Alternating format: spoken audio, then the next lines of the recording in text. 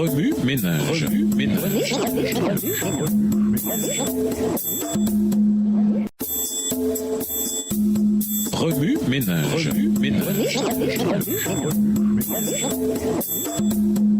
Bienvenue dans votre émission Remue ménage. Nous voilà à la leçon de jeudi. Suis-moi.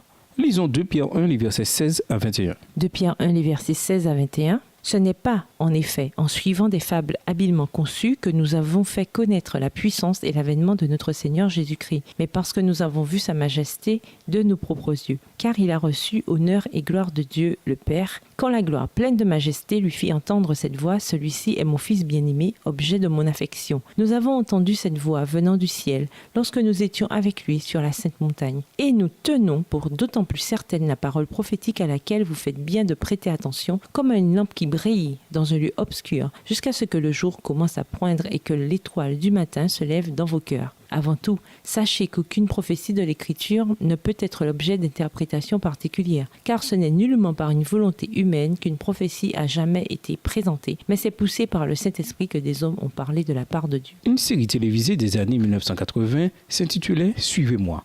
Cette émission aidait les téléspectateurs à apprendre l'anglais par une conversation pratique de tous les jours. Elle remporta un franc succès et compta de nombreux disciples dans de nombreux pays. Qu'est-ce qui amena les gens à aimer cette émission ? Son cool accent britannique ou ses histoires originales ?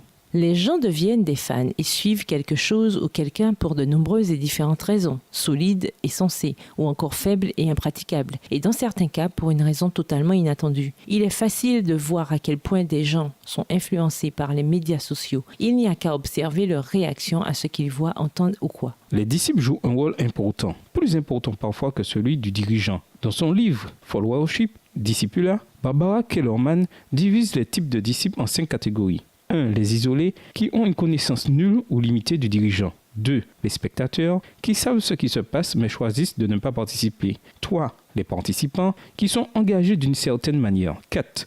Les activistes qui ont à cœur leurs dirigeants et agissent en conséquence. Et 5. Les jusqu'au boutistes qui sont prêts à tout risquer pour leurs dirigeants. On peut observer aisément les mêmes caractéristiques chez ceux qui suivent Jésus. Cela se voit facilement autour de nous ou même à l'église. Certains ne se soucient pas, le moins du monde, de ce qui se passe autour d'eux, tandis que d'autres préfèrent se tenir à l'écart et observer. Et puis, il y a ceux qui aiment participer et soutenir ou s'opposer à leurs dirigeants et leurs organisations. D'autres sont ardents et pleins d'énergie et d'autres encore profondément engagés envers leurs dirigeants et prêts à se dévouer sans compter pour leur cause. Pierre et Paul écrivirent avec assurance et certitude au sujet de Jésus.